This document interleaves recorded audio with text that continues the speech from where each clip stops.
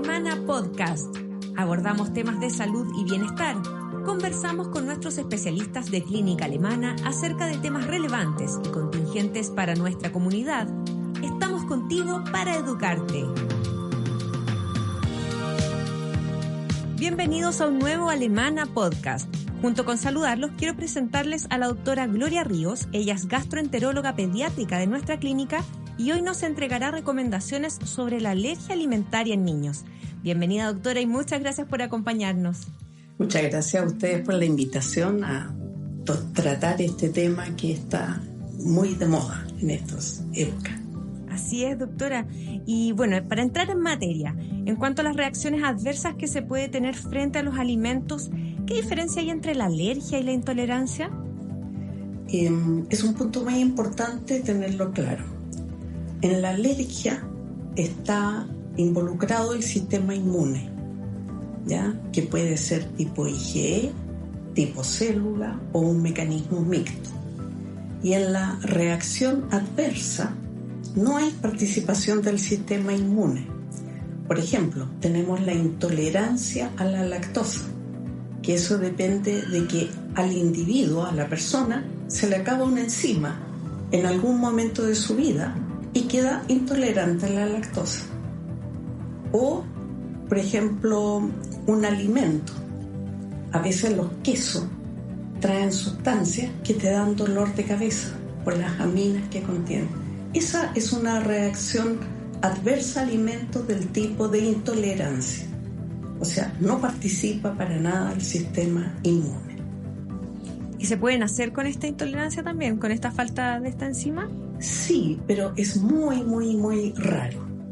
Es excepcional. Recuerda que la leche materna es la leche que tiene más lactosa que cualquier leche. Viene la producción con lactosa, ¿ya? Pero hay un mínimo grupo que, como todas las cosas, todas las enfermedades, todo puede ser posible, pero no es lo habitual. Doctora, como usted misma decía, este es un tema que tiene bastante visibilidad en la actualidad. ¿Cómo ha sido la evolución de la alergia alimentaria en el tiempo? En las últimas 2 a 3 décadas se ha visto a nivel mundial un aumento exponencial de las alergias. En Estados Unidos, el CDC, que es el Centro de Control de Enfermedades, empezó a detectar que las altas hospitalarias con diagnóstico de alergia se iban duplicando en los últimos años. Ya desde el 2010-2015, en el mundo empiezan a hablar de la epidemia de alergia alimentaria. ¿Y por qué epidemia? Porque está en todas partes, ¿ya? Está en Norteamérica, Sudamérica, en Europa, en Asia, en Oceanía, en todas partes, ¿ya? Y ha ido francamente en aumento el número de casos. ¿A qué se debe este aumento? ¿Hay algún dato que se haya detectado de por qué existe este aumento en las alergias alimentarias? Hay muchas teorías, hay muchos estudios, pero una respuesta concreta no. En el año 2010-2015, Europa desarrolló un estudio epidemiológico que se llamó Europreval, que trataron de determinar la prevalencia a la alergia en los distintos países.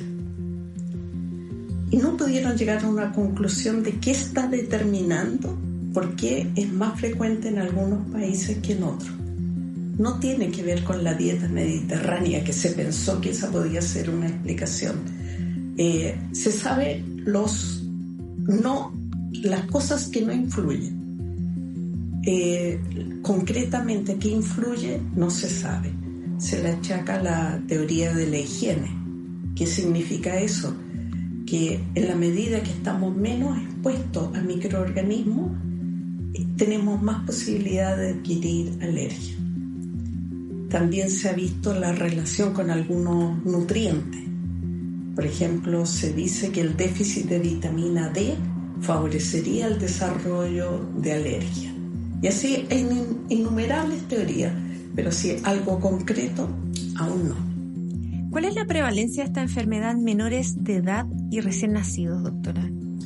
Hay una gran diferencia entre los niños y los adultos. En los niños, dependiendo del país donde uno está, va entre un 2,5 a un 8,5 hasta 10% en los últimos años. Y se ve que esto va aumentando. Años atrás hicimos un trabajo en el grupo de la alemana que evaluamos a todos los niños que nacían en la alemana y en el Padre Hurtado. Y vimos que la prevalencia en la clínica alemana era de alrededor de un 9% versus en el Hospital Padre Hurtado de un 5%. Pero sabemos que esto va en aumento. ¿En general se van repitiendo los grupos de alimentos que producen alergia alimentaria? Sí, pero no hay ninguno que uno diga, este no me va a dar alergia. Sabemos que hay 8 que son los más frecuentes en todo el mundo.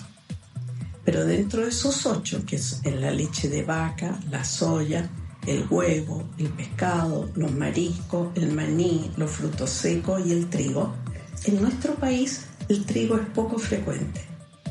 A diferencia... Que es raro porque nosotros ocupamos mucho el trigo. Exacto, y el trigo viene en todo. Pero la experiencia nos dice que sí, hay niños que son alérgicos al trigo, pero no es de los más frecuentes. ¿Cuál es la más frecuente? ¿Es la leche de vaca, la soya y los frutos secos. ¿Ya? ¿En nuestro país o en general a nivel mundial? A nivel mundial y también en nuestro país. Cuando uno parte con un niño que tiene alergia, lo primero que uno quita son esas 3. Quizás los frutos secos los sacamos porque no tiene mayor trascendencia en la dieta. Si bien son nutritivos, no cuesta mucho dejarlo. No comer maní no es un pecado mortal, o sea, no es algo que te va a imposibilitar la vida, no va a ser tan difícil. Entonces uno aprovecha de sacarlos también. Doctora, ¿y cuáles son las manifestaciones de la alergia alimentaria, por ejemplo, a las que tenemos que ponerle ojo y cómo las detectamos con los síntomas? Las manifestaciones son muy variables. Las más frecuentes son los síntomas cutáneos, que va desde la dermatitis atópica hasta la urticaria y que te enroncha entera. Los síntomas respiratorios, desde la rinitis hasta la bronquitis obstructiva y los síntomas tos crónica. Y los digestivos, que son los más frecuentes. ¿Son los más complicados los digestivos? No son más complicados. Eso va por otra área. Los digestivos son muy diversos. O sea, a algunos niños le va a dar vómito, a otro le va a dar diarrea, al otro le va a dar deposición con sangre, y son muy variables. Otros se hinchan, otros tienen mezclas de síntomas digestivos y respiratorios, ¿ya? Y por otro lado tenemos la severidad de la enfermedad, que a veces es muy leve, otras veces moderada, y en otros casos, que es la punta del iceberg, es muy severo, ¿ya? Y en ello es más compleja la situación. Pero hay unos que son muy suaves, que solo un alimento que puede que al niño le dé vómito y se acabó. Es más fácil excluirlo de la dieta. Exacto. Claro. Doctora, pero ¿cómo es el proceso de diagnóstico de la alergia alimentaria? ¿Con qué exámenes se ratifica o se descarta? El diagnóstico de la alergia es clínico. ¿Qué significa esto? Que es en base a la historia detallada, ¿ya? Los exámenes en este caso no nos ayudan, no nos confirman el diagnóstico, a diferencia de todas las otras enfermedades donde uno dice sospecho infección urinaria, tomo un examen de orina y listo. Acá no hay un examen certero. El diagnóstico es en base a la historia clínica, al detalle, a lo que observa la madre.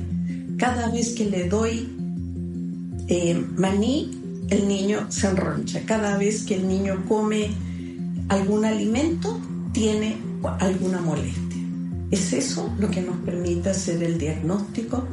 Una vez que sospechamos cuáles son los alimentos, los quitamos y después viene la parte difícil, que es volver a introducirlo para ver si realmente es culpable.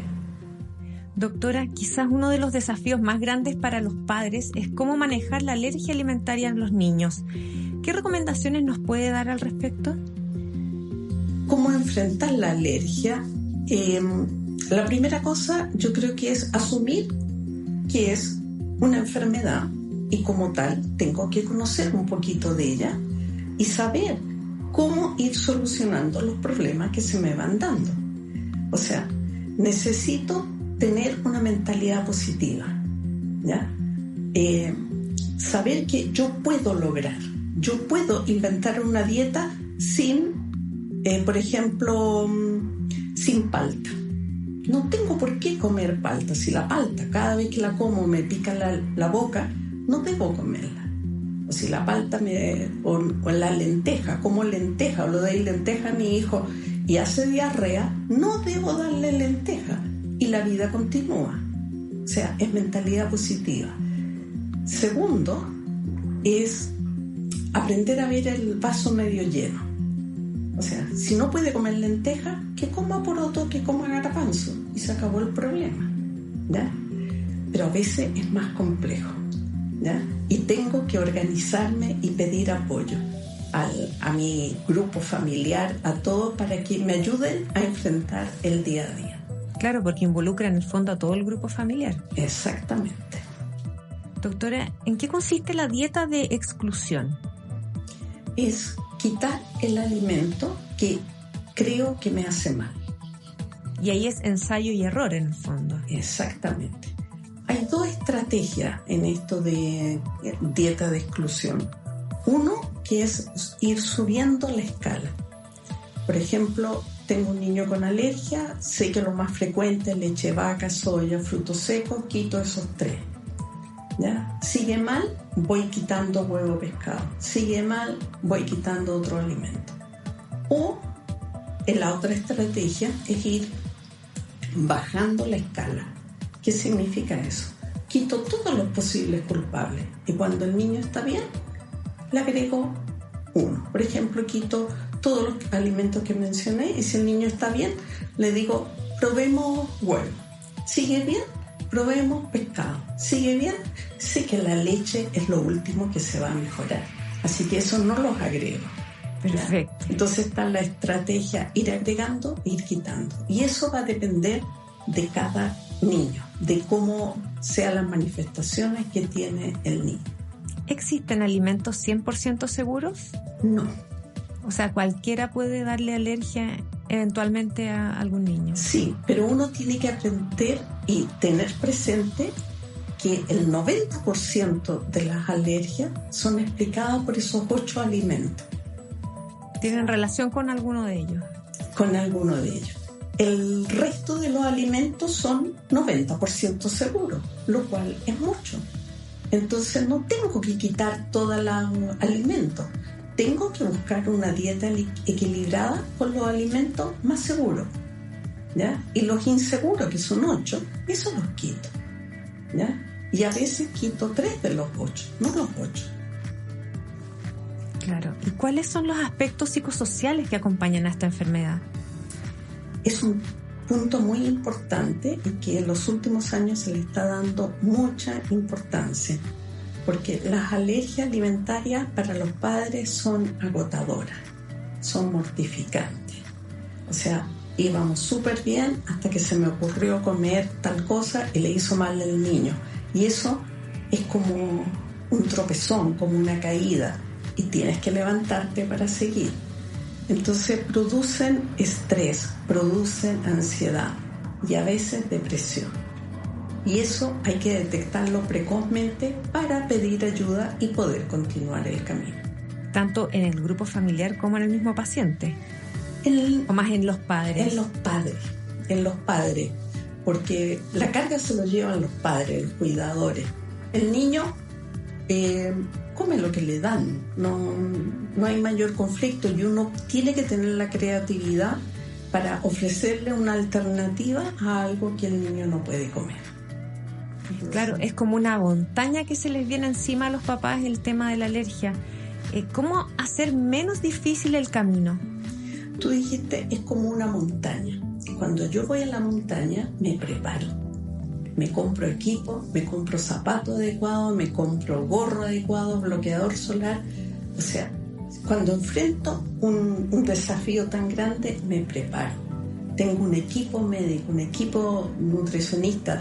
Si necesito apoyo del psiquiatra, pido apoyo. Y con toda esa gente salgo adelante más fácilmente que si lo hago sola. Subir a una montaña por mí misma, sin bastones siquiera, me va a costar mucho. Entonces, ¿cuál es la recomendación? Déjense ayudar. Pidan apoyo a la gente que sabe, ¿ya?